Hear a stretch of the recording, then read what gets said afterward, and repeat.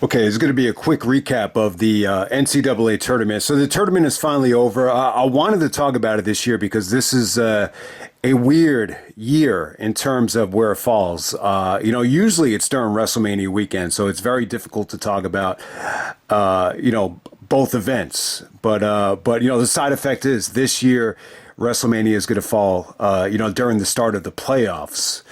So we'll have that to deal with. But hey, just to kind of wrap up the NCAA tournament, most of you guys know I'm not a huge college basketball fan compared to the NBA, but there are times where you get some great tournaments. I love tournaments. I think this year was phenomenal. I was a huge fan of just the way the whole tournament played out. I know the argument against it is that you didn't get any upsets. I'm one of those guys that hates. I hate the Cinderella stories. I find them boring as hell. I hate the fact that you get a team like Loyola of Chicago. They get a big upset. They go to the Final Four. Most of the focus is on like stupid shit like the Sister Jean and hugging the nun, before the games. Or you have a situation like Fairleigh Dickinson where the coach, gets a job as soon as they get to the second round. I just think that takes away from the tournament. I'm a bigger fan of having a stacked Final Four where you get the best four teams to meet. This is the first time we got the best four teams or the all number one seeds since 2008, where you had, Derrick Rose made the Final Four then. You had Westbrook, Kevin Love. You had that great North Carolina team with Tyler Hansborough. That was a stacked Final Four. Mario Chalmers. That's really one of the only times I can remember like the actual Final Four. It was such a memorable tournament. You wish Derrick Rose could have made those free throws, but still. I was really happy with the Final Four. I think when you watch the two games on Saturday night, those two games back to back, they were easier to watch than Dynasty as a whole. So that just kind of lets you know that maybe Dynasty should have been a 2-night show, but both of those games were incredible if you haven't seen them yet. And I thought that the championship game, it wasn't the prettiest game in the world. It was kind of a tale of two halves. But overall, like the competitiveness was, I felt like it was up a notch compared to everything else from the tournament. So, so congratulations to Florida. I was actually like really pulling for Florida, this whole tournament. I fell in love with them. So there was the game against UConn. I had an awful, workout in the morning, just a bad open gym. One of those open gyms where you're getting fouled and you can't handle the ball and you're making bad passes. I was just in an awful mood that day. And, when I got home, I turned on the Florida UConn game. And yeah, I mean, it really lifted my spirits. That was one of the better games of the tournament. They actually knocked off UConn, Danny Hurley's team. I know Hurley's team this year, they weren't as stacked. They lost all their best players to the draft, like Stephon Castle and the big man went to Portland. So it's not exactly the same UConn team, but it was a good game, though. Like they hung in there tough.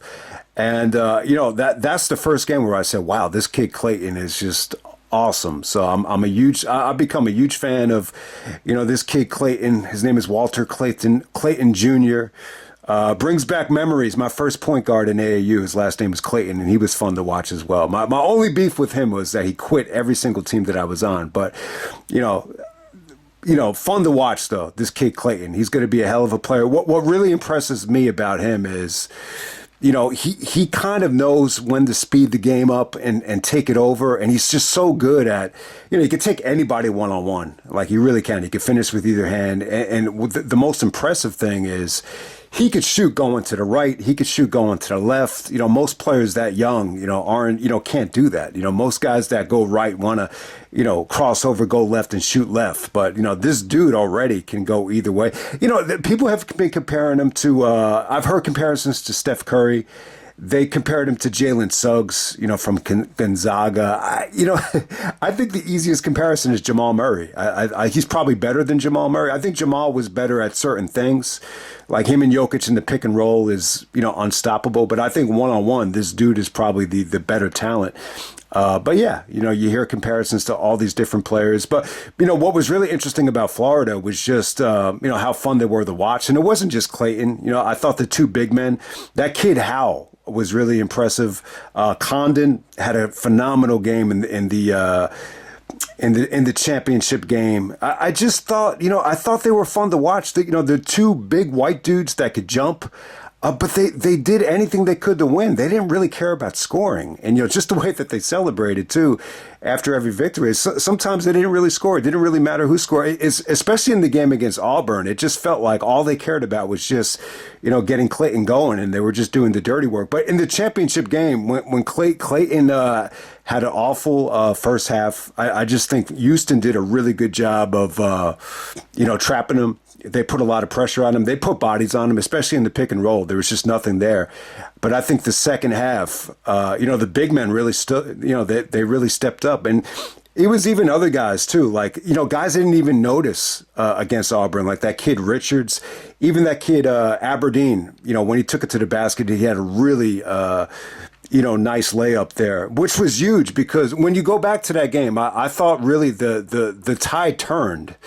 When Houston started fouling, there was one possession where they called like 3 fouls on one possession, and that totally opened everything up for them. You saw Aberdeen, just attack the rim because they didn't want to commit a foul right away, and then it just seemed like when Clayton got back into the game, he was playing downhill, like just playing with a little bit more freedom, and and he was able to kind of, resort back to the Clayton from the tournament, but. The Houston team was good. They definitely, when I watched the game last night, it really felt like they were going to win the game. Like when you watch that first half, it felt like they kind of punched them in the mouth a couple of times, and Florida they just didn't seem to, get anything easy. The way that they did against Auburn. So it was, the Houston team was. I think they were good, but there wasn't really that one player.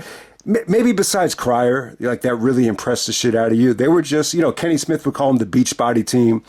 The reputation that they had this year was that they were a hardworking team, well conditioned. Kelvin Sampson had them, these really expensive facilities, were renovated, and they just had an incredible program, very defensive oriented team, but. It just really felt like something was missing from them. I think this whole tournament, they were a good team. They were a pain in the ass to beat. The way that they beat Duke, I thought was just a hell of a comeback. That had they just hung in there the whole game.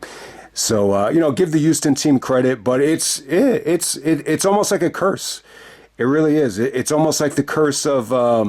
Valvano here. They were talking about this. Florida coach is the youngest coach since Valvano to actually win the NCAA tournament. And so it kind of made you think of that. You got Hakeem Olajuwon out there. So, yeah, Houston just couldn't get it done. Yeah, I felt bad for Hakeem. I know Houston, they lost in '83 to a fluke. It was a fluke, miracle play, and then they lost to Ewing and Georgetown. I think in '84. So, back-to-back times with 5 slamma jamma, they weren't able to get it done, and they don't get it done here. But yeah, this Houston team, was incredibly well coached and just well. I would say that they were more well conditioned than just a great team. Florida just definitely had more talent. I think the difference is. Towards the end of that game, the bigs really disrupted everything, and Clayton he's just the closer. He's a great player. The way Clayton played in the second half is, I really think the way Pitino was hoping R.J. Lewis would resort back to playing in the second half of the game when they got eliminated. But I thought it was a hell of a championship game. It really did. It's such a downer for Houston because when you look at the score. If you were to tell most people if the score was going to end up being in the 60s, you would have thought, Houston was going to win that game. Let's talk about Duke for a second. We got Cooper Flagg. He misses the big shot against Houston. That was just a huge collapse. A lot of it had to do with free throw shooting. Inbounding the ball, was huge in that Duke game against Houston. Duke is up, like 8 with 2 minutes left or whatever it was. But man, I'll tell you, Houston, man, they had such an interesting tournament. They just did like certain things like to perfection, whether it's like the full court press on the inbounds or, how to actually, dissect it, how to actually score on the inbound. Some of the inbound stuff that Houston was able to pull off here, whether it's on defense or offense, is the reason why I think they got that far. That's the bottom line there. But when I'm looking at this game with Duke and Houston, yeah, man. I mean, that press on the inbound is where they lost. Duke just couldn't get the ball. I think Proctor just had a miserable game, missing free throws. Cooper was good in that game. I thought some of the guards kind of let them down. They dribbled the ball off their foot a couple of times. So Houston's pressure definitely got to them, whether it's the full court or whether it's the half court, no doubt about it. But yeah, I mean, my thoughts on Cooper Flagg. He got paid to $3.7 million this year to go to Duke. Apparently, he wants to come back. A lot of people are not going to let him come back. He's going to go number 1 in the draft. He really is only supposed to be in high school. So he's only like 18 years old. He's going to be 18 next year, I guess. But I think the guy is ready. When I'm looking at Cooper Flagg, it brings a smile to my face because it just lets me know like the game has just changed. When I was growing up, like the big men like Cooper Flagg were not allowed to, handle the ball and dribble. But, this dude, the way he's able to break down defenses, his creativity off the bounce, is incredible. He really kind of reminds me a little bit of Dirk. I would say maybe Dirk, Christian Laettner, maybe the passing ability of Larry Bird. Kenny Smith was saying this, and Francesa as well. The impressive thing is, he looks like he's ready to play in the league. The way he's able to, take a hit and finish and get an and one. But yeah, I was really impressed with Cooper Flagg. I think him missing the shot, it's not that big of a deal. It's really not. I know he wants to come back to Duke, and I know Zion wanted to come back to Duke too. Things were just so much different back then. But when you look back on it, you almost wish Zion had stayed at Duke. His NBA career, it's been somewhat of a mess so far. But yeah, man, I think Cooper Flagg is going to be a hell of a pro. I thought he was awesome to watch this year. There's no doubt about it. But yeah, the Duke team was good. Like there was even certain games where you almost felt like they were so good defensively that they could get by without Cooper Flagg. But, for a team like Houston, like they needed Flagg to kind of carry them. I just thought the other guys were just, they weren't their normal selves offensively against Houston. A couple other guys stepped up for the most part. Guys like Proctor, just didn't have their normal, usual great game. So let me talk about Auburn. They had the big two right here. You had Janai Broome and you had Tahai Pettiford. Auburn got a lot of buzz this year. I'm not a Bruce Pearl guy. I really don't like angry fat coaches that yell a lot. I know he's a good guy. He's definitely a good guy. I'm not saying he's a bad coach. But when you look at Auburn, like it almost felt like they didn't live up to the hype like that they got the whole year. I mean, they were number 1 for like 80% of the year. So let me start with Janai Broome. So if I were to compare him to somebody, I would say he kind of reminds me a little bit of Chris Bosh. Like if you mix Chris Bosh and Carlos Boozer together, I think maybe you get Janai Broome. Maybe you want to compare him to David Robinson because he's such a big dude. He's really big. He's bigger than Bosh. He could shoot it. He could post up with the left. He takes his time. I think he's a little bit stiff, though. He seems a little bit stiff, with his release and with his, his movements. And I know he was banged up. I know he was hurt. But yeah, I mean, I'm not blown away by him, but he's a hell of a talent. He's got a hell of potential. The one that really I think made Auburn go was Pettiford. Pettiford, the Pettiford story is actually interesting because someone was telling me that I played with that. I actually went to Hudson Catholic. Like he was in high school in Hudson Catholic and he got redshirted his senior year. And Pearl, took a gamble on him even after the redshirt year. And it definitely paid off. I thought he was one of the funnest guards to watch. He's a lefty, could shoot it off the dribble. I just thought when he didn't get hot, Auburn just wasn't the same team. And yeah, he just really didn't get it going, in the game against, Florida. I think they went to Broome. They did a lot of one-on-one stuff. And when it wasn't there, it just led to Florida, getting easy buckets. It's as simple as that.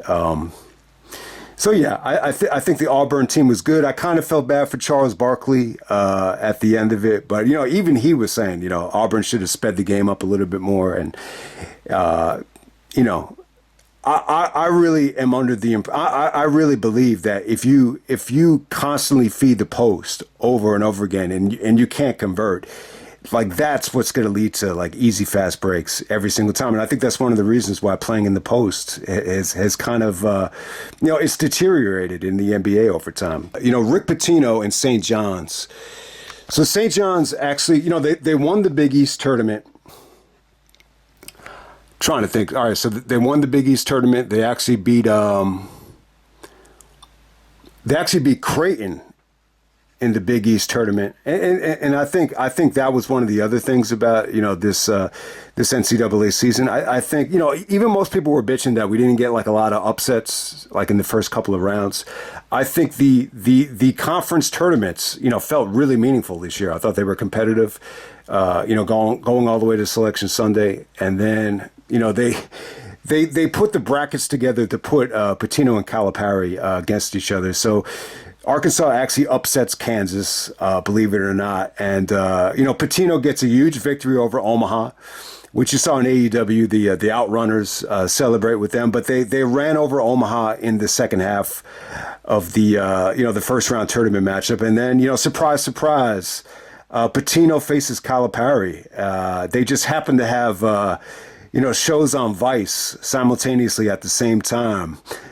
So here we go. We get John Calipari, Rick Pitino. So you got Arkansas and St. John's in the second round of the NCAA tournament. Hell of a game, though. I mean, it wasn't a pretty game in terms of the competition. I thought it was one of the more competitive games of the tournament, to be honest with you. So some of the background about both of these guys. Like, why is this such a compelling story? I mean, the storyline is that Pitino, he met Calipari at 5-star basketball camp. That's where a lot of the coaches meet. I've been to 5-star before. A lot of the coaches there are fucking assholes. But the point is, you get to network and be with a lot of great coaches. And then, Pitino actually, helped him get the UMass job. And apparently it helped fund it when he was at UMass. And then Pitino goes to Kentucky. Calipari follows in Pitino's footsteps and goes to Kentucky for 15 years. So you know the history there. Apparently they don't like each other now. I don't know. A lot of it had to do with competition. They met in the NCAA tournament a couple of times in the 90s. A lot of people were bitter at Calipari because he really, took the one and done thing and really cashed in on it. And, guys had to adapt and change. So I think everything has to do with it. But, two great personalities, two great rivalries. St. John's definitely had the better team. They won the Big East, had the Big East Player of the Year in, R.J. Lewis.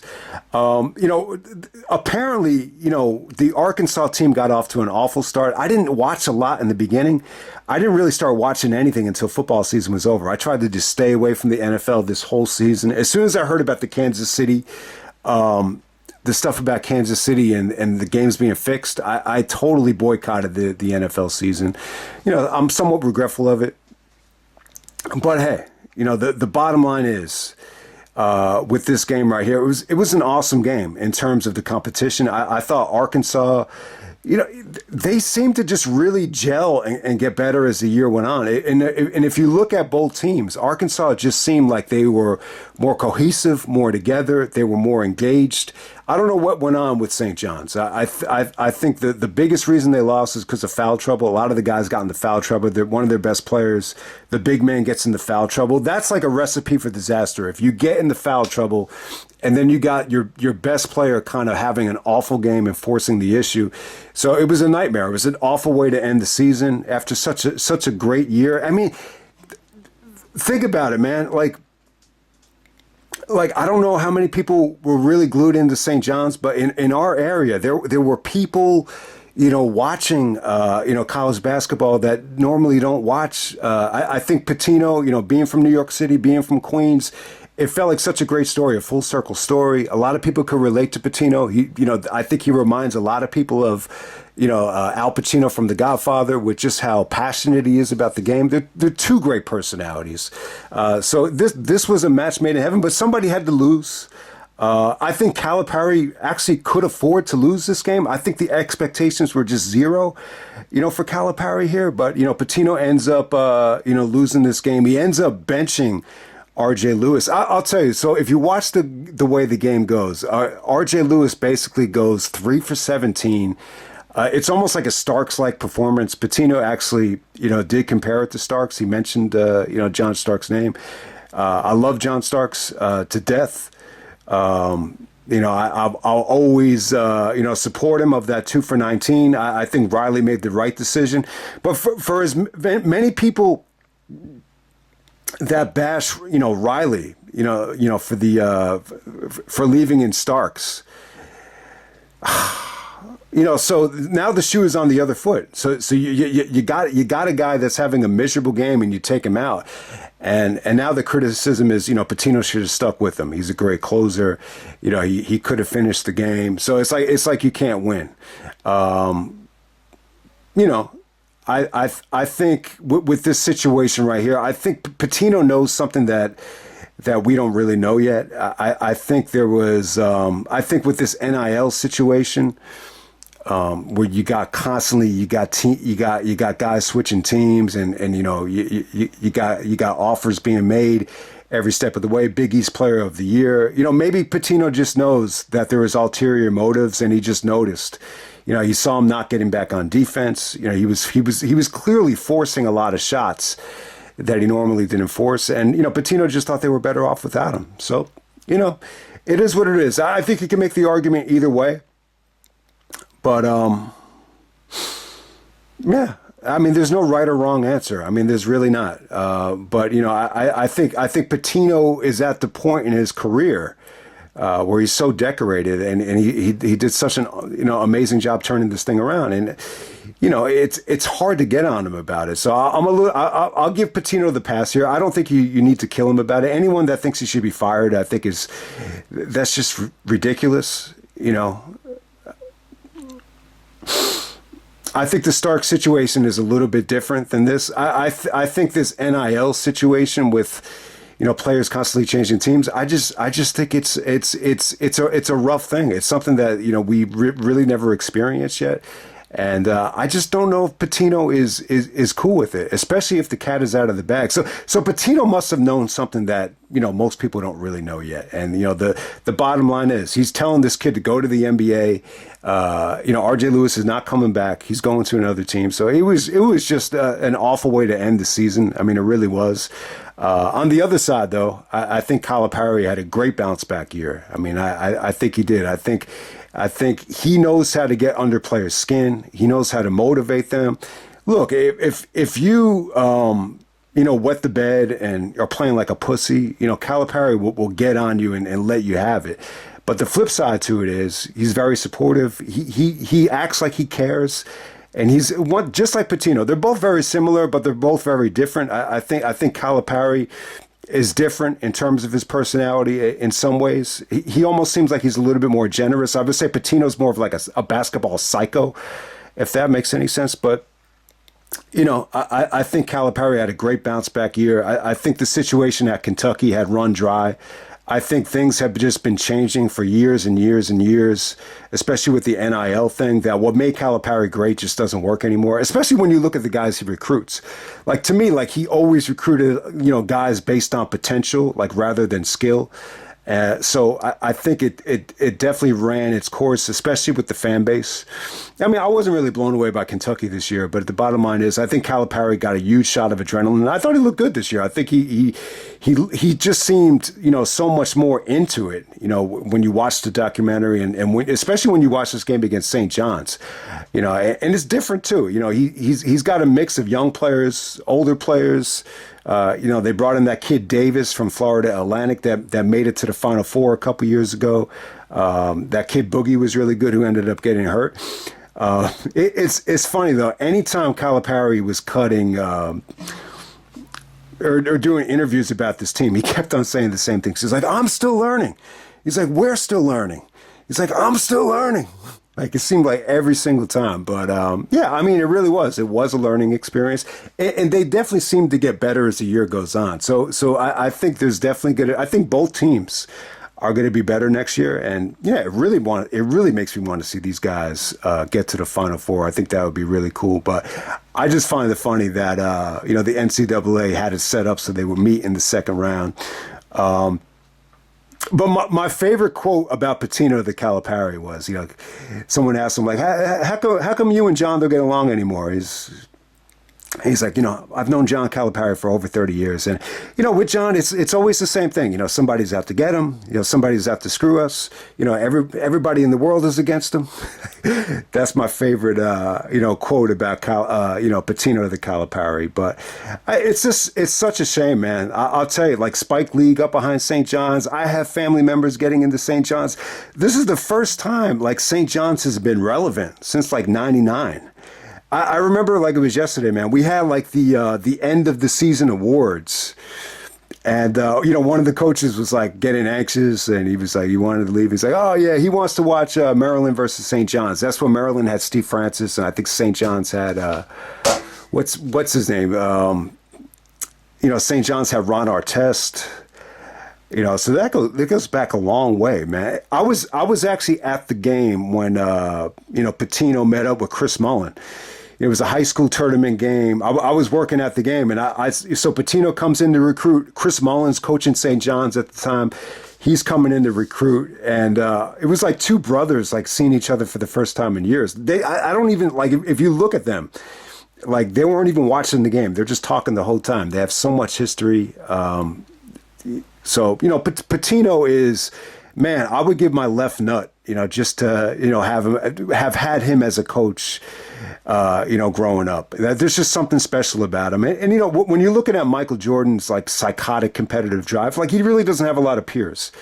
Kobe's not really the Jordan generation, but yeah, I think most people would compare, the later stages of Kobe to Jordan, like when he was with Lamar Odom and Gasol away from Shaq. I think Kobe was like, definitely on that level.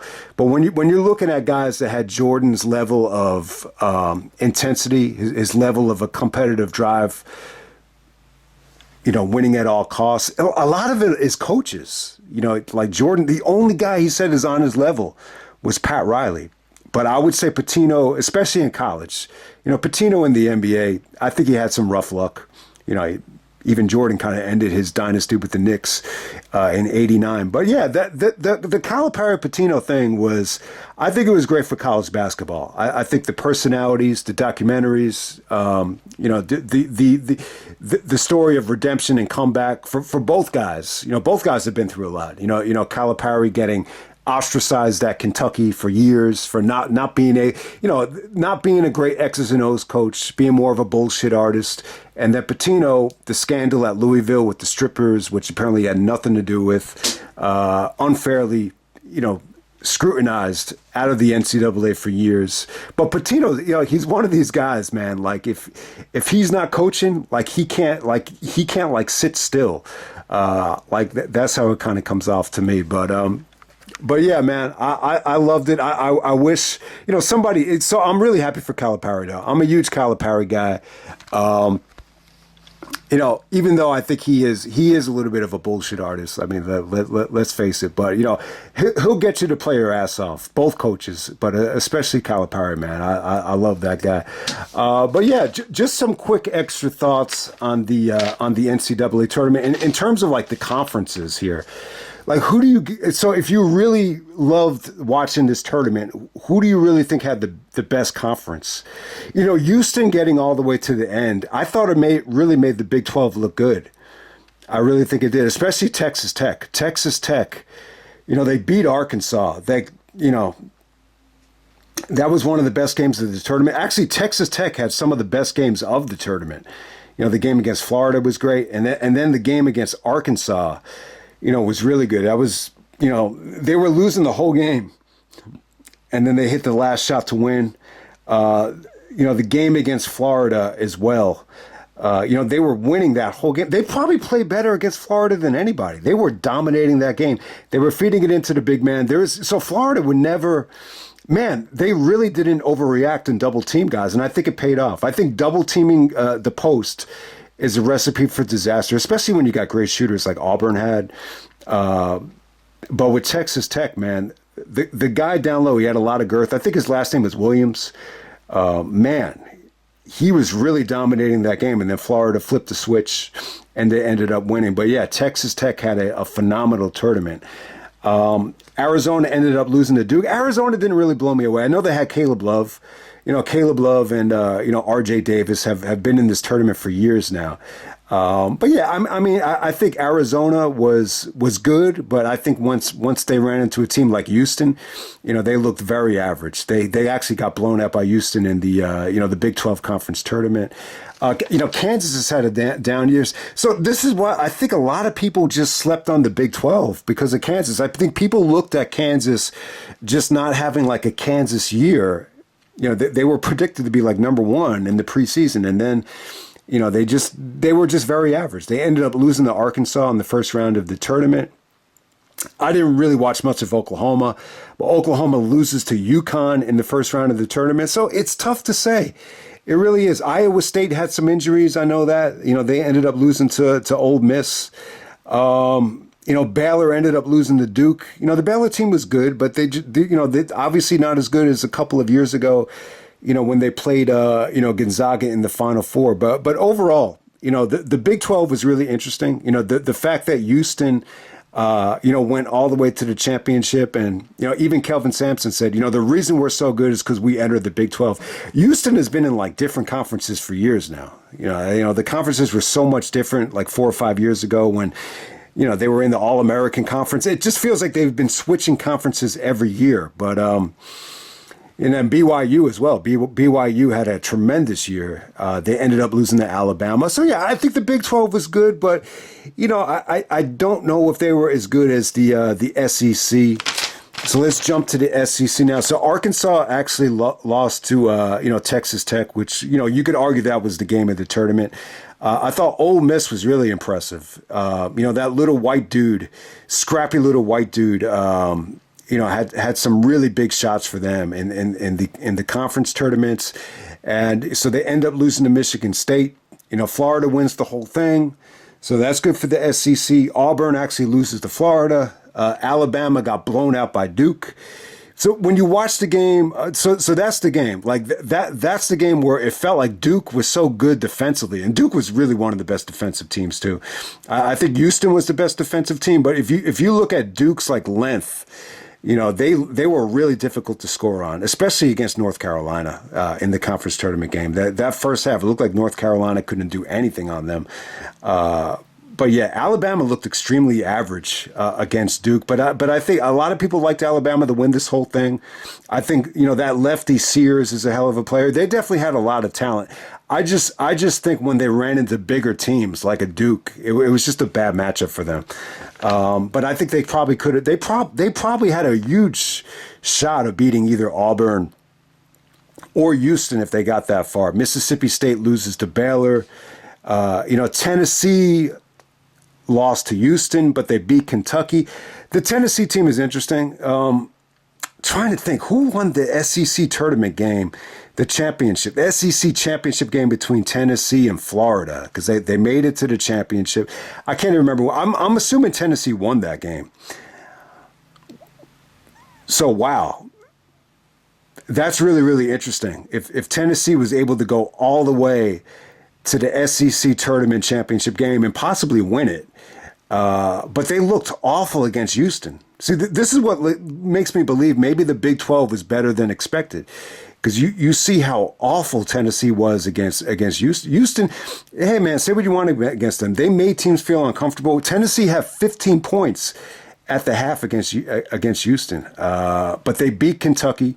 I wasn't a big fan of Kentucky this year. The big man just looks like he's just playing because he's big. It's as simple as that. I think you had some other good players, that you had a new coach. They definitely had some talent, but, I just thought Tennessee destroyed them. Kentucky ended up losing to Tennessee. Missouri ends up losing to Drake. So Missouri is actually from the SEC as well. They ended up losing to Drake. Drake was just one of those teams. You'll always find one of these teams that is just very disciplined. If you watch the way they played, they didn't rush any shots. The point guard had a wide open shot, and still he doesn't even look at the basket. They just keep on running sets and running sets. The coach looks like he's a disciplinarian. Looked like he was one of these dudes that just drilled into them. Just slow it down, and we're only going to take good shots. So you'll always find these teams in the tournament that play like this. And that. So this year I would say it was Drake. Texas A&M actually loses to Michigan. So, Texas A&M had a phenomenal year, but still, like I think some of the SEC teams were yeah. There's some losses here where you say to yourself, maybe the SEC wasn't that great, and I think that's what you take away from that.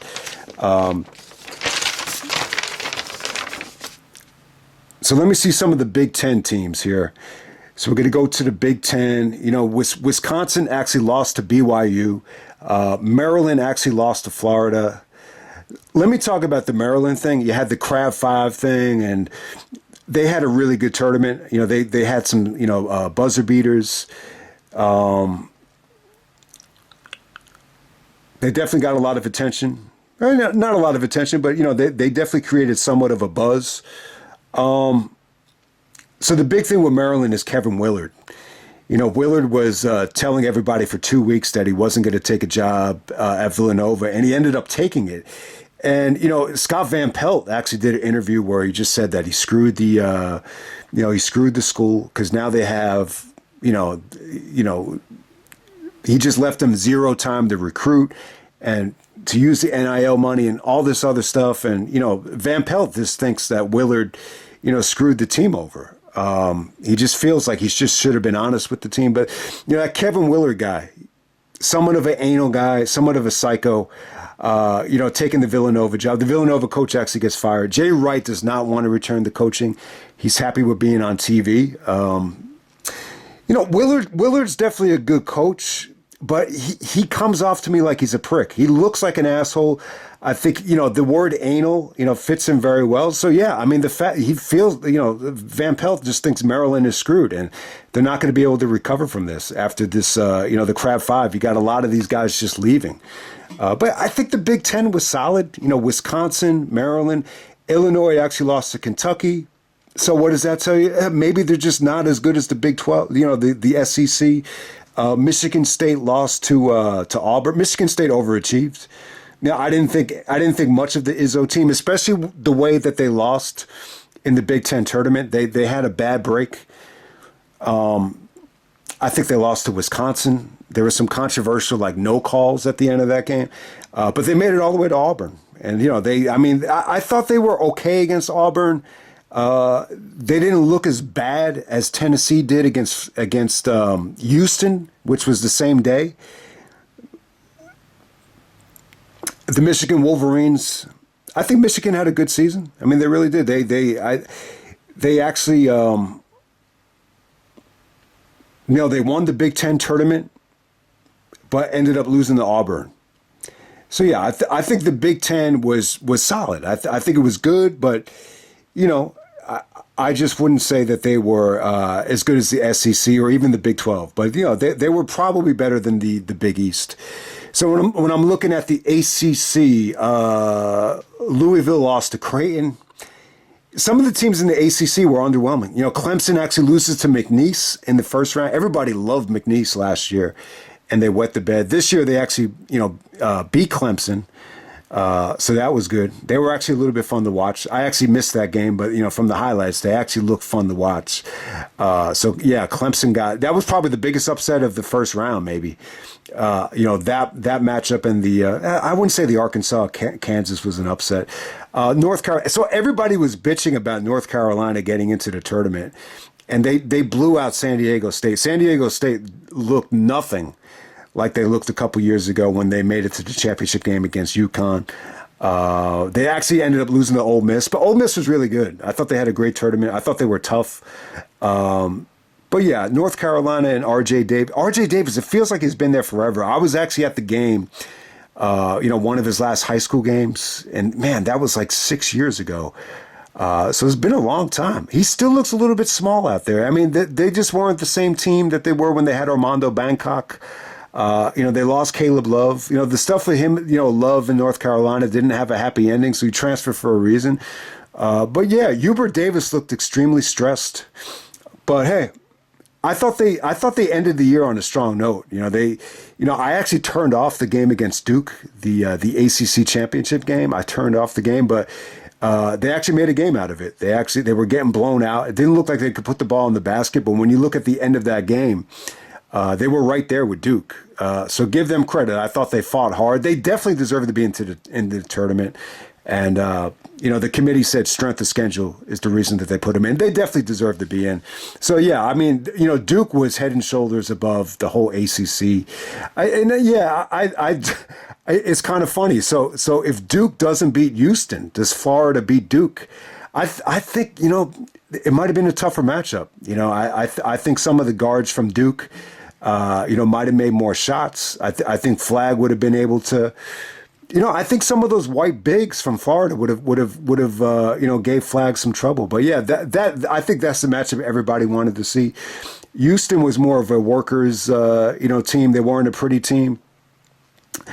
So yeah, that's another discussion for another day. What could have been between Duke and Florida? That would have been a hell of a game. I was kind of pulling for it, but the Big East just wasn't that good this year. St. John's, obviously, they ran away with it. The Big East tournament was definitely a great moment to see Pitino celebrate. It was an awesome moment. Spike Lee celebrating. People really got into the team. The Garden was hot for the Big East tournament this year. Marquette actually, they actually ended up losing to New Mexico, who was actually coached by Pitino's son. So yeah, I think Marquette kind of had a disappointing tournament, but New Mexico is coming on strong though. Richard Pitino is a hot commodity. He did not get the Villanova job, but still, that's a team on the rise. So it's not an awful loss. UConn ended up losing to Florida, but yeah, UConn and Hurley is going to be a beast, for years to come. Hurley is going to come back with a bang next year. And then Creighton actually loses to Auburn, which, that's not a bad loss for Creighton. Creighton's a hell of a team. They gave St. John's a huge scare in the Big East Tournament Championship. They've always been able to shoot. The big men gave St. John's a lot of trouble. They were definitely a good team. I think Creighton is definitely a great. They've been a good program for years now. The big man on that team. He gave St. John's fits in that championship game there, and they've always been able to shoot it. I just think they probably need to recruit a little bit more talented guys, especially at the guard positions. I think they could get a little bit more athletic. But yeah, it's not. It's the Big East definitely wasn't clicking on all cylinders with UConn getting a little bit weaker. But yeah, I can't say. I'll probably say the Big East is the worst out of like the Big Five conferences that I'm talking about here. But still, I still love the year that St. John's had. They really recruited like a lot of. I think the biggest issue with St. John's was just, they weren't a good shooting team. There's several guys in that team that you would just, let them have the shots. But I think St. John's was really the most impressive team this year in terms of, putting pressure, having the combination of length and pressure and being able to convert offensively. That's when St. John's just looked like they could get to the Final Four, when they were performing at that level. But, They definitely could use some shooting though. Like the one guy from Greece that Pitino recruited, you put him in the game, he could shoot, but you lose defense. So they got to find guys that can shoot, but at the same time put guys in where the defense isn't going to take a hit. But it's tough though. It's definitely tough, man. It was a magical year for St. John's, just a crummy ending. So that's pretty much it, man. Congratulations to Florida. I'm happy Florida won. I would say St. John's in Florida. I fell in love with both of those teams, and I think Cooper Flag is going to be a hell of a pro. This was a good year for college basketball, man. It really was. When you look at the NBA draft, last last June, I've never felt so fucking disconnected from a draft. I'm telling you, man, the two guys from France, Sarr on the Wizards, the guy that the Hawks selected, they really didn't have much of an impact on the league this year. If you look, who's had the biggest impact on the league? I think the kids that went to UConn. I think it's Clinging and it's Stephon Castle. I really think it is. Stephon Castle probably going to be the rookie of the year. But besides that, a lot of the draft was guys being taken from G League, Ignite, or guys all around the world. I just think nothing can prepare you for the NBA than playing, in intense, atmospheres in college with coaches like Rick Pitino and Bruce Pearl and Tom Izzo, teaching the fundamentals.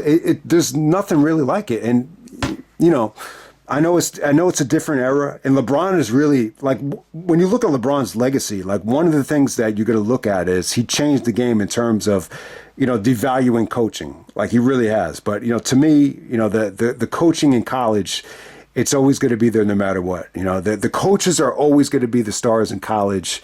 And, it sucks, if you're not blessed with a great coach. If you have nothing but crappy coaches your whole life that don't love the game, it does suck. But when you got guys like Pitino and Calipari, molding you and caring about you and being willing to wake up 6 a.m. and work with you, there's really nothing that's going to prepare you for the NBA, more than that, in my opinion. So, yeah, I enjoyed it, man. I enjoyed, the NCAA tournament this year.